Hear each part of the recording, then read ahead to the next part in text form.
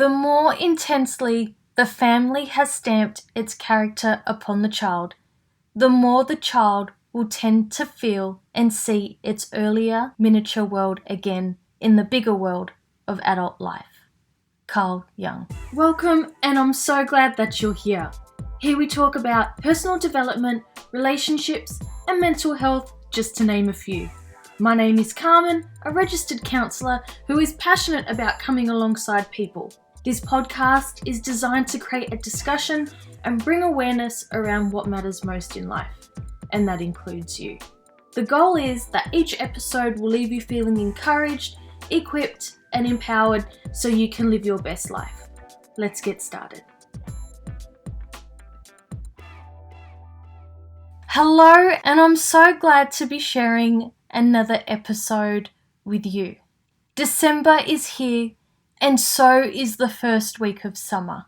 We've had some really hot days here in Sydney, and I can only imagine what is still to come. Can you believe that Christmas is just around the corner? If you celebrate Christmas, do you have any Christmas traditions? In the past, my extended family would start celebrating from Christmas Eve. We would eat together, wait for Santa to show up to the house, and bring our long-awaited gifts. After being all celebrated out, the kids would camp out for the night in the lounge room on mattresses, all lined up, so we could fit everyone in. While Christmas looks different these days, and I wonder if it's fair to say that some traditions tend to change with time, leaving room for new ones to be created, and I'm finding myself in that space. If you have any Christmas traditions, I would love to hear them. On the topic of Christmas, Christmas can be a lonely time of year for some, and if this is the case for you, can I encourage you to come up with a plan? And the plan is to have something to look forward to. Some things that might be of interest are to volunteer your time. This could look like helping to serve dinner at a soup kitchen, visit lonely residents at a nursing home, or take gifts to a children's hospital. If this sparks some interest for you, you may want to check and see if there are any restrictions due to COVID-19. Another one that might be of interest is to host a Christmas event online, and this can especially help if you have long-distance friends and family and would like to still connect and celebrate. Another thought is, if you have been putting off a project, perhaps this is the time you might choose to start it. And if you would like a more relaxing kind of day, perhaps you might plan a movie marathon, cook your favourite foods, buy a treat for yourself, just to name a few. Earlier in the year, I touched on family of origin, and in today's topic, I thought we could add another layer, which is birth order. A brief recap of family of origin. Family of origin can play a big part in how we view the world and ourselves. It is where we learn how to do relationships, define roles, set rules that we live by, and discover our way of being in the world. Sometimes we don't realize the influence our family of origin has on our lives, and this can be in both helpful and unhelpful ways. Understanding family of origin aims to create self-awareness and how we do relationships. Have you ever come across birth order? Whether this is your first time learning about birth order or whether it's a refresher, we will go over what each one looks like. The characteristics that I'll unpack are based on writings and the research of many, including Walter Thoman.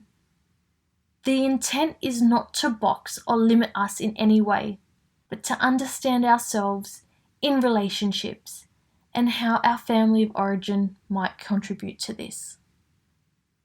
In the book Family Ties That Bind, Dr. Ronald Richardson quotes, "Added to all the other ingredients that go into the pot about personality formation are our birth order, the way we think about ourselves, and how we react to and treat others outside the family starts with how our family members relate to us as males or females and as first, last, or middle-born. The oldest child may have certain characteristics in common, such as having leadership qualities. They are responsible, reliable, cautious, controlling, motivated, conscientious, and also be a perfectionist. Oldest children are only children at first and can feel a sense of threat when the new baby is added to the mix, especially if the gender of the baby is the same as them. The middle child includes the second child of 3 or one of several in-between children. There can be a considerable variety of middle positions with variations in the ages and the sexes and the number of other siblings. In general, the middle child will have more of the characteristics of the birth position that he or she is closest to. The middle child can feel left out, geared towards people-pleasing, can be rebellious, sociable, adaptable, independent, and take on the role of the peacemaker. The youngest child, like the only child, may more than likely get a lot of attention, as there may be a sense of responsibility by the family to care for the youngest.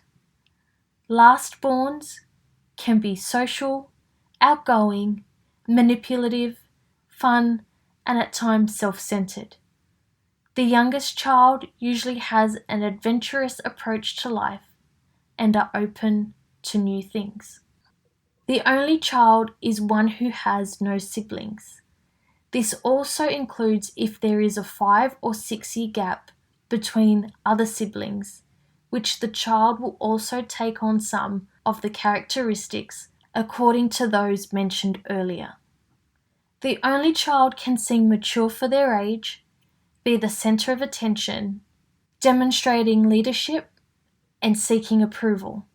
They are sensitive, confident, uncomplicated, perfectionistic, and responsible.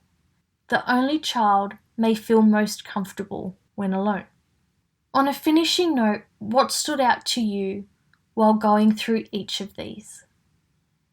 Do you see how your birth order may have an impact on your relationships?